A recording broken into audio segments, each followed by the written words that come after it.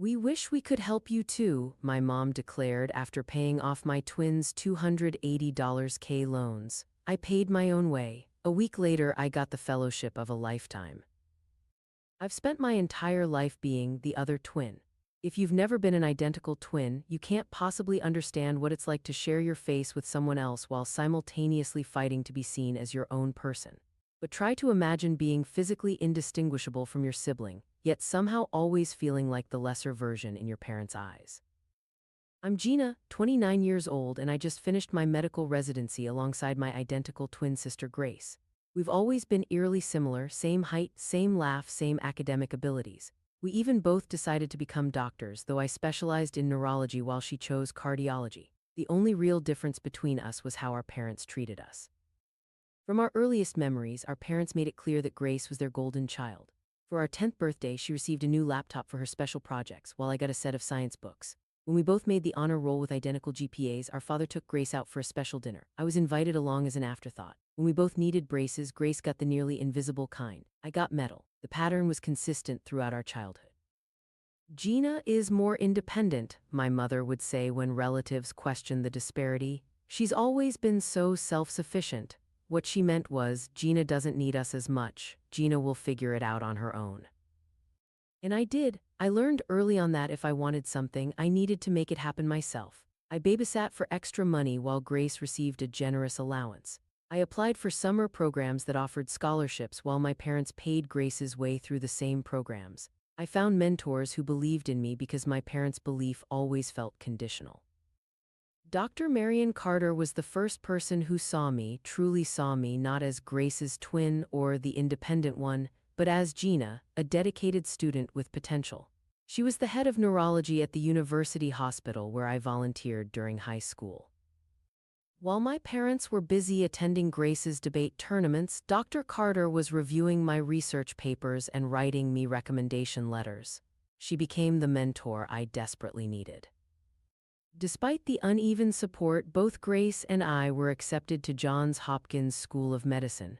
We were equally qualified, same MCAT scores, similar GPAs, comparable extracurriculars. The difference was that our parents beamed with pride at Grace's acceptance letter while merely nodding at mine. "We always knew you girls could do it," our father said, his arm wrapped firmly around Grace's shoulders. Throughout medical school, the pattern continued. Our parents paid for Grace's apartment near campus while I took out additional loans to cover my housing and worked part-time at the university library. They sent Grace care packages weekly. Mine arrived monthly, if at all. They attended every presentation Grace gave but made it to only one of mine, and they left early to catch Grace's study group dinner. Still, I persevered. I graduated with honors just like Grace. We stood side by side at commencement, identical in our caps and gowns, identical in our achievements, but vastly different in the support we'd received along the way. A week after graduation, our parents invited us both to dinner at their house. I assumed it was a small celebration for completing medical school. Instead, it was the moment when years of subtle favoritism finally crystallized into something undeniable.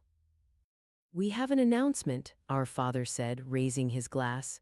"We're so proud of both of you girls for becoming doctors, and to help Grace start her career on the right foot, we've decided to pay off her student loans in full." The room spun around me. Medical school had left each of us with approximately $280,000 in debt.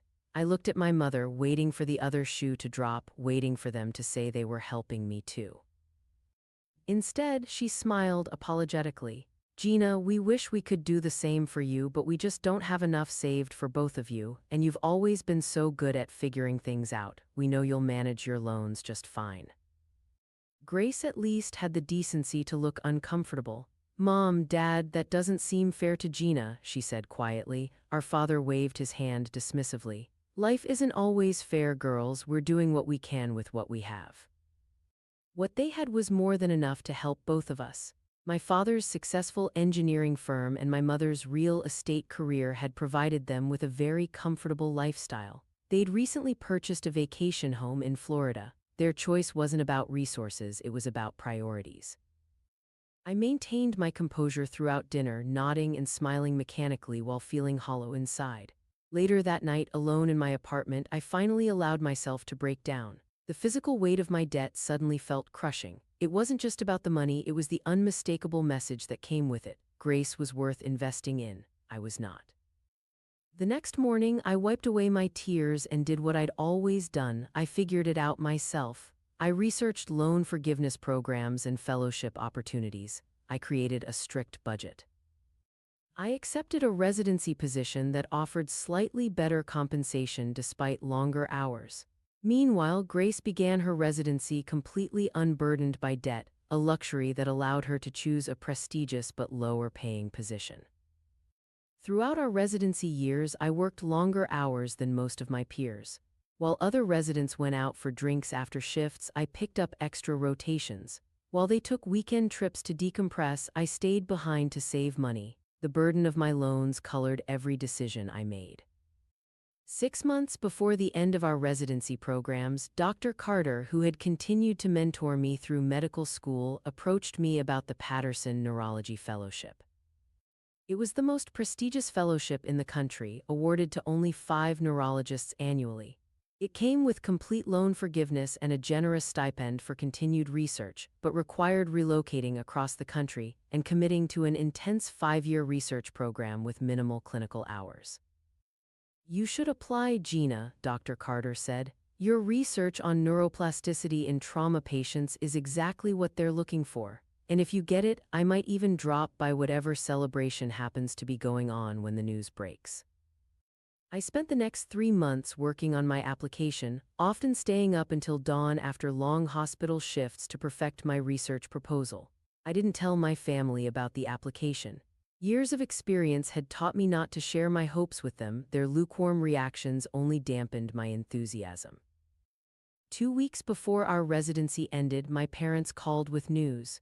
"We're throwing a party for Grace," my mother announced cheerfully. "A debt-free celebration. Now that her loans are paid off, we want to celebrate her beginning her career without financial burdens." The irony was suffocating. I had just made my final projected budget for the next 15 years of loan repayments the night before. "That sounds great," I lied. "When is it?" "Next Saturday at the Westbrook Country Club. We've invited the whole family and many of Grace's friends from medical school. You'll come early to help set it up, won't you?" I agreed, hiding myself for still seeking their approval while simultaneously dreading the event. The following Saturday, I arrived at the country club as requested, 3 hours before the party. The venue was elegant, with floor-to-ceiling windows overlooking manicured gardens. My mother had spared no expense. Elaborate floral centerpieces adorned each table, a champagne fountain bubbled in the corner, and a large custom banner read, "Congratulations, Dr. Grace, debt-free MD." As I arranged place cards at my mother's direction, relatives began to arrive. My aunt immediately cornered me. "Your parents are so wonderful to pay for Grace's education," she gushed. "They must be so proud of both of you becoming doctors." "Yes, they're very generous," I replied, swallowing the bitterness that threatened to choke me. My uncle was next. "You must be working on paying off your loans too, right? How many years will it take you?" "About 15, if everything goes according to plan," I answered, forcing a smile. "Well, that's the price of independence," he chuckled, oblivious to the sting of his words. By the time all the guests had arrived, I had perfected a mechanical smile that never reached my eyes. I stood in the background as my parents welcomed everyone as they toasted Grace's fresh start, as they congratulated themselves for supporting their children's dreams.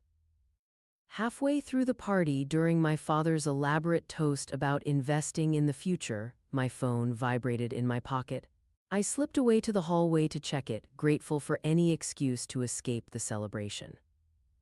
It was an email from the Patterson Fellowship Committee. My hands trembled as I opened it, expecting another disappointment in a lifetime of them. Instead, the first word that caught my eye was "congratulations."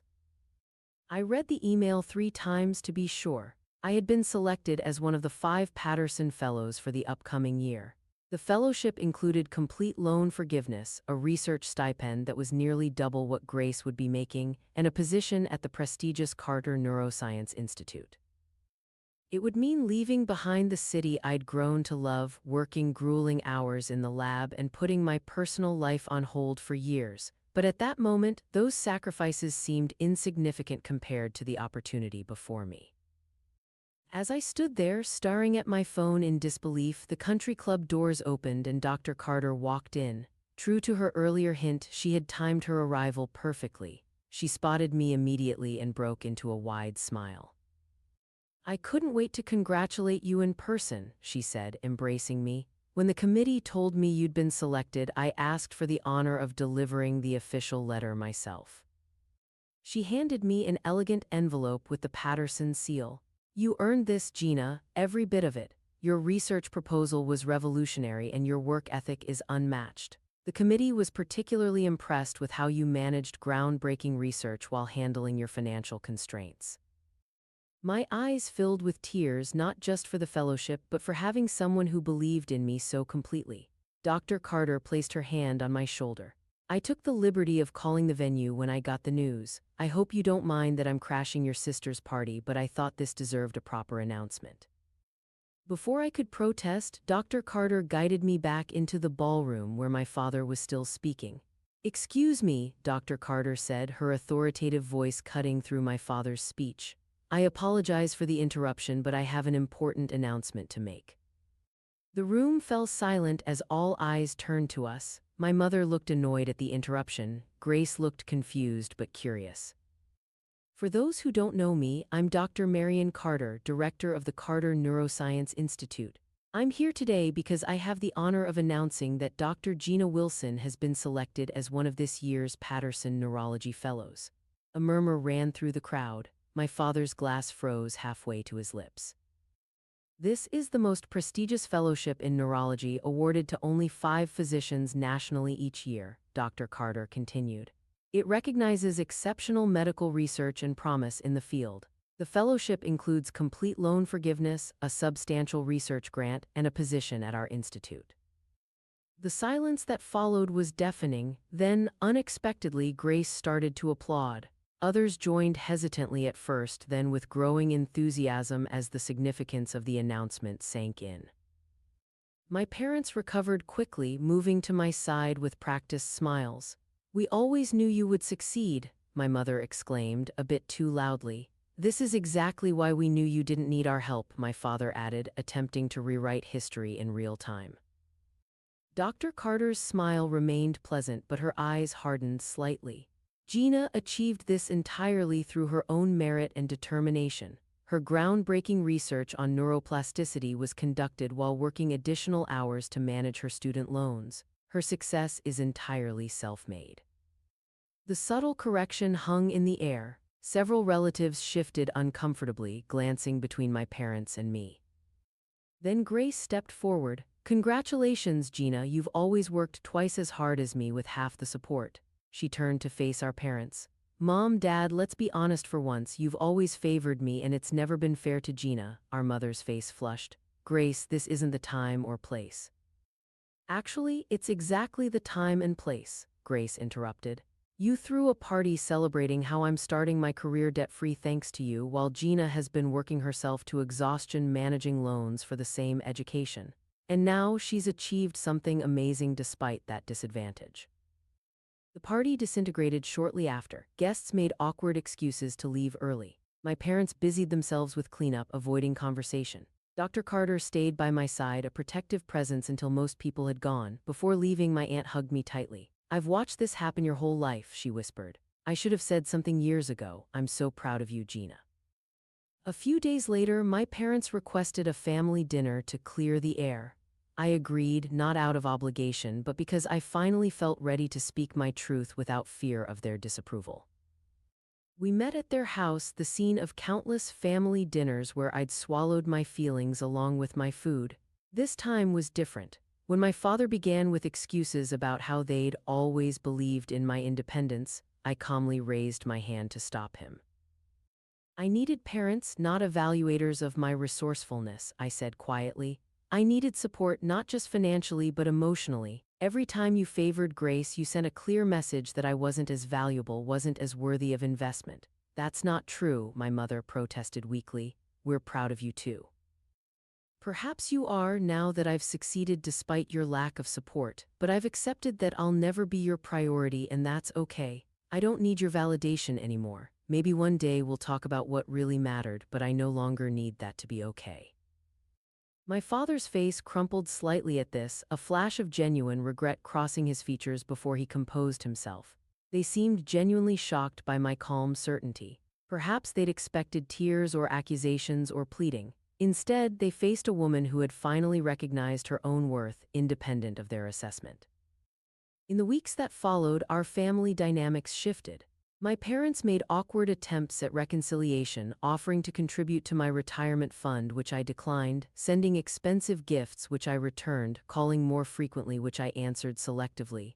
I maintained polite but firm boundaries. Grace and I grew closer through the experience. She acknowledged the unfairness that had benefited her throughout our lives and supported my decision to create distance from our parents. For the first time, we related to each other as individuals rather than as competitors for parental approval. The Patterson Fellowship transformed my professional life. Freed from the burden of debt, I could focus entirely on my research. The Carter Neuroscience Institute became my academic home, with Dr. Carter as the mentor and supporter I'd always needed. Under her guidance, I published my first major paper 6 months into the fellowship. The work was demanding, sometimes brutal. I spent endless nights in the lab, missed holidays with friends, and sacrificed the comforts of the city I'd left behind. There were moments when I questioned if I'd made the right choice, particularly during long holiday weekends when I was alone in the research facility while my colleagues were with family. But unlike my parents' expectations, the fellowship gave back in equal measure. My dedication wasn't taken for granted. It was recognized, valued, and rewarded. The sacrifices felt worth it because they were my choice, made for my future, not demanded as proof of my worth.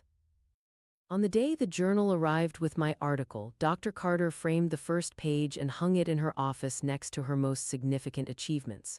"Your parents may not recognize your true value, Gina," she said, "but the medical community certainly does, and more importantly, I hope you do too." I do now. After a lifetime of being the other twin, I've finally become simply Gina, a successful neurologist, a respected researcher, and a woman who discovered that the best revenge against those who underestimate you is to succeed beyond their limited vision of your worth. The debt is gone, so is the weight of seeking approval from those unwilling to give it. What remains is the knowledge that I built this success myself, brick by brick, loan payment by loan payment, late night by late night. No one can take that away from me, not even my parents.